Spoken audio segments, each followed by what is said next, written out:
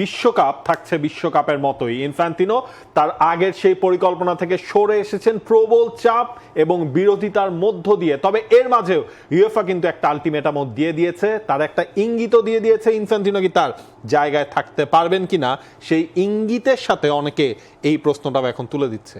FIFA president Gianni Infantino এখন তো আফসোস করছেন যে তিনি এমন একটা পরিকল্পনা আঁটলেন যেটা তিনি ভেবেছিলেন আড়ালে আবডালে তিনি সেটা করিয়ে ছাড়বেন, কিন্তু শেষ পর্যন্ত সেটা তার চেয়ার নড়িয়ে দিয়েছে। এবং গত এক সপ্তাহে যেসব ঘটনা ঘটেছে তারপরে এখন ফিফা প্রেসিডেন্টের পদটা প্রচণ্ড নড়বড়ে।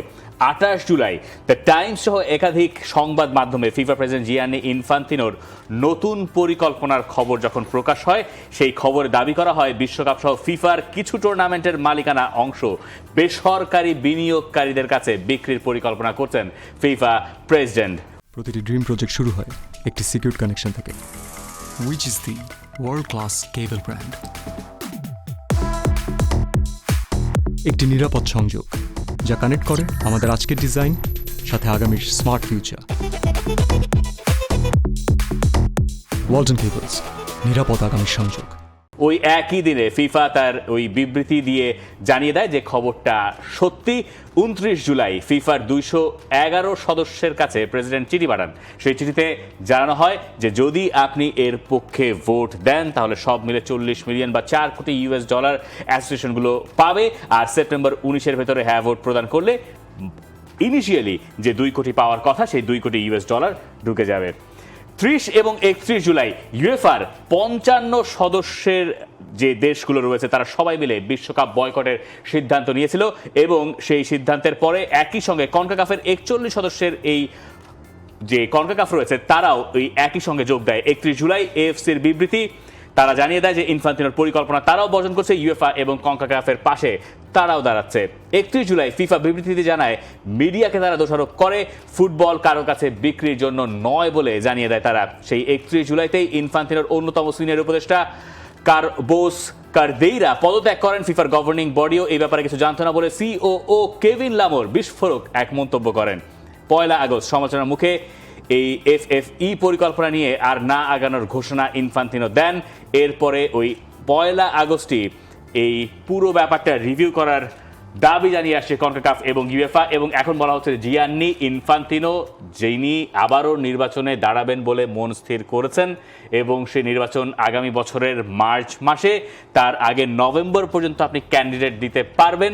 এতদিন ধারণা করা হচ্ছিল জিয়ান্নি ইনফ্যান্তিনোর এগেইনস্টে দাঁড়ানোর মতো কোনো ক্যান্ডিডেট নাই, এখনও তেমনটাই ধারণা করা হচ্ছে। কিন্তু ইনফ্যান্তিনো এখন এমন চাপে পড়েছেন যে তিনি এখন অব্যাহতি দেবেন কিনা এই প্রশ্নটা উঠেছে।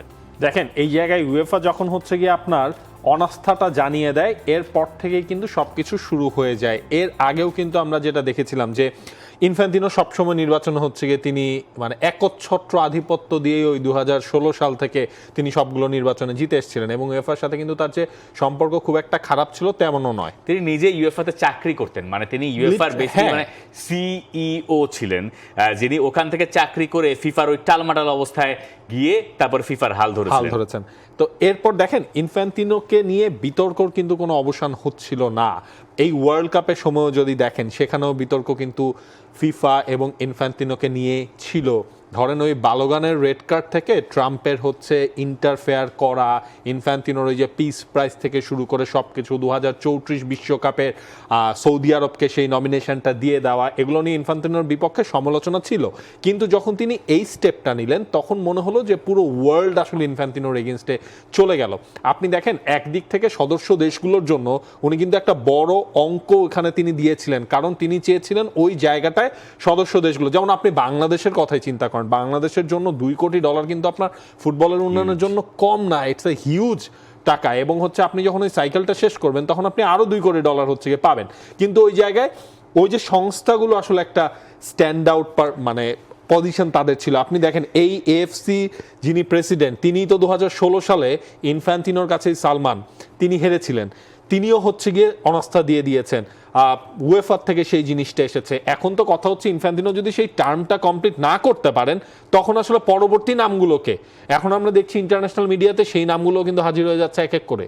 কনকাকাফের প্রেসিডেন্টের নাম শোনা যাচ্ছে, এখানে উয়েফা প্রেসিডেন্টের নাম শোনা যাচ্ছে, প্রেসিডেন্ট পিএসজি প্রেসিডেন্টের কথা নাম বলা শোনা হচ্ছে, যাচ্ছে, নাসের আল যদিও খেলাইফি। নাসের আল খেলাইফি খুব বেশি ইন্টারেস্টেড না বলে সংবাদ মাধ্যমগুলো দাবি করছে। কিন্তু মানে ঘটনা যদি আমরা এইভাবে দেখি, মানে বাংলাদেশের পার্সপেক্টিভে এটা যদি ভাঙানোর চেষ্টা করি, যে বাংলাদেশের জন্য ব্যাপারটা মানে যে আইডিয়াটা জিয়ানি ইনফান্তিনো করেছেন, বাংলাদেশের পার্সপেক্টিভে আইডিয়াটা মন্দ না। মানে বাংলাদেশ সেখানে হয়তো আরো যে টাকা পেত সে তার তুলনায় ডাবল, তারও বেশি, আসলে দ্বিগুণেরও বেশি অঙ্কের টাকা বাংলাদেশ সেখান থেকে পেত এবং সেটা দিয়ে বাংলাদেশের ফুটবল ডেভেলপমেন্ট করার সুযোগ পেত। উয়েফা কিন্তু এখানে আরেকটা জিনিসও বলছে, আপনার তো ফান্ডে তহবিলের অভাব নাই।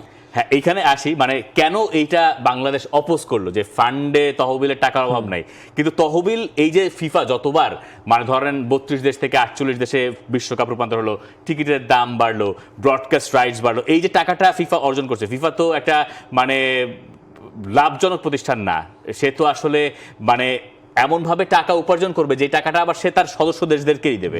এখন ফিফা যদি 5 টাকা বেশি লাভ করে তাহলে তার দায়িত্ব হচ্ছে ওই 5 টাকা সে ওই গোটা যে 211টা দেশ আছে সেই 211 দেশের ভেতরে সে ডিস্ট্রিবিউট করে দেবে।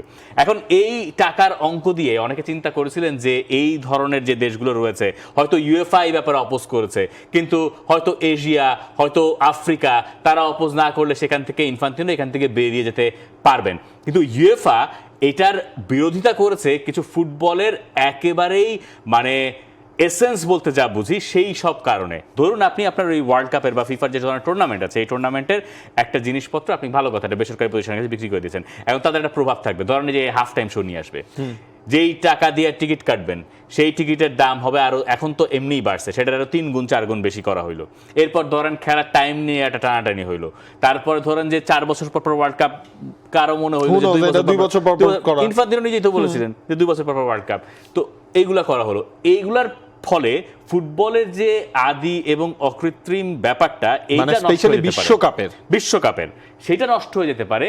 সেই আশঙ্কা থেকেই ইউএফএ এখন এইভাবে ইনফান্তিনোর এগেইনস্টে দাঁড়িয়েছে। আবার ইনফান্তিনোর এগেইনস্টে আলেকজান্ডার সেফেরিন অনেকদিন ধরেই দাঁড়ানোর চেষ্টা করছিলেনও। ইউএফএর সঙ্গে তো ফিফার সম্পর্ক খুব একটা ভালো না, কনমেবলের সঙ্গে এখন ফিফার সম্পর্ক মোটামুটি ভালো, ইনফান্তিনোর সম্পর্ক ভালো। এখন এটা আবার অনেকে ধারণা করছেন যে ইনফান্তিনোকে এইভাবে কোণঠাসা করার জন্য আসলে সবাই বসেছিলেন, যেই সময় একটা সুযোগ পাওয়া গেছে তখন সবাই মিলে নেমেছেন, এবং নামার পরে অবস্থা এমনই হয়েছে যে ইনফান্তিনো, যিনি আসলে ফিফার প্রেসিডেন্টের পদে বসার পর থেকে নিজে হয়তো ভুলে গেছেন যে তিনি একটা সময় কোথায় ছিলেন, এবং ফিফার প্রেসিডেন্টের যে আসনের শক্তি বা যে জৌলুস তার পুরোটাই তিনি কাজে লাগিয়ে এমন এমন সব কাণ্ড কারখানা এর মধ্যে করেছেন, আরও বেশি করার চিন্তা করেছেন, যেগুলো তাকে এখন চূড়ান্ত মাত্রায় অপমানিতও বোধহয় করছে। এইভাবে যখন আপনার নিজের উপদেষ্টা, আপনি যার সঙ্গে ইউএফএতে কাজ করছেন তার নিয়ে আপনি আবার ফিফায় গেছেন, সেই কাছের লোক আপনার সেই উপদেষ্টা আপনার এই সিদ্ধান্তের এগেইনস্টে প্রতিবাদ জানিয়ে পদত্যাগ করে চলে গেছেন, আপনার জন্য এর চেয়ে বেশি হুমকির তো আপনার ইমেজের জন্য আর হতে পারে না। আপনি হচ্ছে কি ওই সিওর কথাটাও দেখেন যে ফিফার কেউই আসলে এই ব্যাপারটায় এরকম গভর্নিং বডির কেউই আসলে কিছুই জানতেন না।